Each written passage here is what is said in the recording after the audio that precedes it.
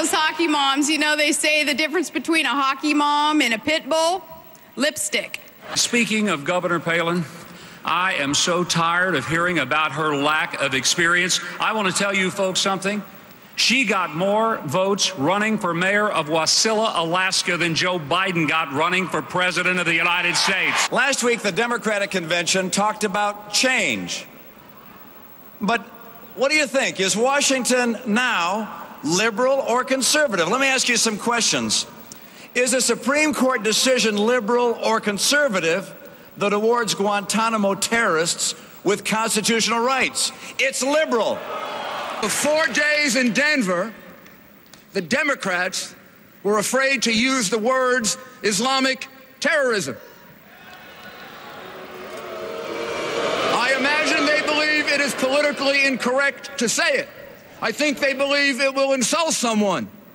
Please tell me, who are they insulting if they say Islamic terrorism? Barack Obama's excellent adventure to Europe took his campaign for change to hundreds of thousands of people who don't even vote or pay taxes here.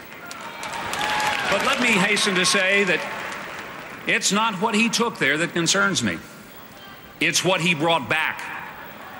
European ideas that give the government the chance to grab even more of our liberty and destroy our hard-earned livelihood.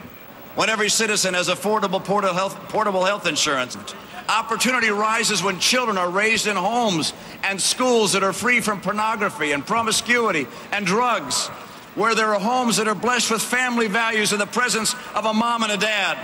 Our economy is under attack. China's acting like Adam Smith on steroids, buying oil from the world's worst and selling nuclear technology.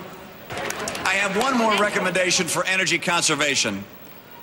Let's keep Al Gore's private jet on the ground.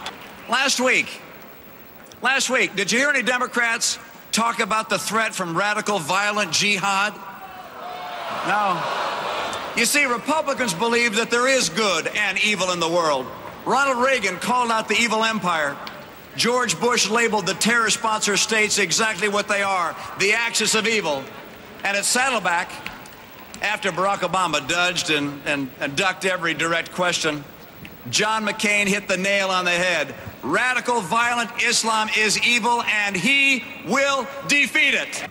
We'll strengthen our economy and keep us from being held hostage by Putin, Chavez, and Ahmadinejad. And we will never allow America to retreat in the face of evil extremism. You know, for decades now, the Washington sun has been rising in the East. You see, Washington has been looking to the Eastern elites, to the editorial pages of the Times and the Post, and to the broadcasters from the coast. Yeah.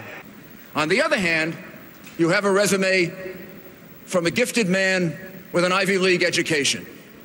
He worked as a community organizer. What?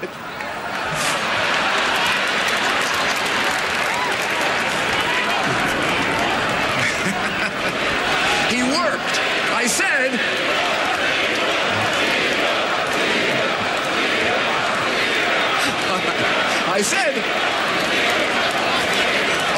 Okay. Maybe this is the first problem on the resume. He worked as a community organizer. He immersed himself in Chicago machine politics.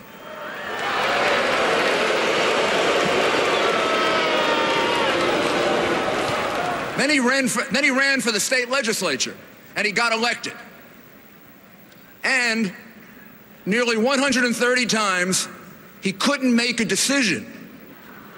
He couldn't figure out whether to vote yes or no. It was too tough. He ran for the U.S. Senate. He spent most of his time as a celebrity senator. No leadership, no legislation to really speak of. His rise is remarkable in its own right. It's the kind of thing that can happen only in America. But he's never run a city. He's never run a state. He's never run a business. He's never run a military unit. He's never had to lead people in crisis. He is the least experienced candidate for president of the United States in at least the last 100 years. Not a personal attack, a statement of fact. Barack Obama has never led anything, nothing, nada. They rarely mention the attacks of September 11, 2001. They are in a state of denial. The Democratic Party had given up on Iraq. And I believe, ladies and gentlemen, when they gave up on Iraq, they had given up on America. Obama promised to take public financing for his campaign until he broke his promise. Obama was against wiretapping before he voted for it. I'll tell you, if I were Joe Biden, I'd want to get that VP thing in writing. I'm sorry that Barack Obama feels that her hometown isn't cosmopolitan enough. I'm sorry, Barack, that it's not flashy enough. Maybe they cling to religion there. As far as I'm concerned, the first day she was mayor, she had more experience as an executive than Obama and Biden combined. Before I became governor of the great state of Alaska, I was mayor of my hometown.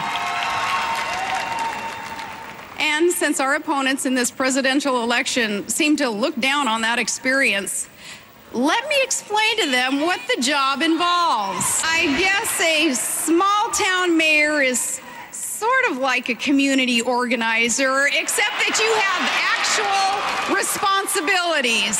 I might add that in small towns, we don't quite know what to make of a candidate who lavishes praise on working people when they're listening, and then talks about how bitterly they cling to their religion and guns when those people aren't listening. We tend to prefer candidates who don't talk about us one way in Scranton and another way in San Francisco. And now I've noticed a pattern with our opponent, and maybe you have too. We've all heard his dramatic speeches before devoted followers, and there is much to like and admire about our opponent. But listening to him speak, it's easy to forget that this is a man who has authored 2 memoirs, but not a single major law or even a reform, not even in the state Senate. This is a man who can give an entire speech about the wars America is fighting and never use the word victory except when he's talking about his own campaign. When the cloud of rhetoric has passed, when the roar of the crowd fades away, when the stadium lights go out, and those styrofoam Greek columns are hauled back to some studio lot, what does he actually seek to accomplish after he's done turning back the waters and healing the planet? Victory in Iraq is finally in sight, and he wants to forfeit. Terrorist states are seeking nuclear weapons without delay. He wants to meet them without preconditions. Al-Qaeda terrorists still plot to inflict catastrophic harm on America, and he's worried that someone won't read them their rights. Let me be specific. The Democratic nominee for president supports plans to raise income taxes and raise payroll taxes and raise investment income taxes and raise the death tax and raise business taxes and increase the tax burden on the American people by hundreds of billions of dollars. In politics, there are some candidates who use change to promote their careers. And then there are those, like John McCain, who use their careers to promote change. They are the ones whose names appear on laws and landmark reforms, not just on buttons and banners or on self-designed presidential seals. The American presidency is not supposed to be a journey of personal discovery.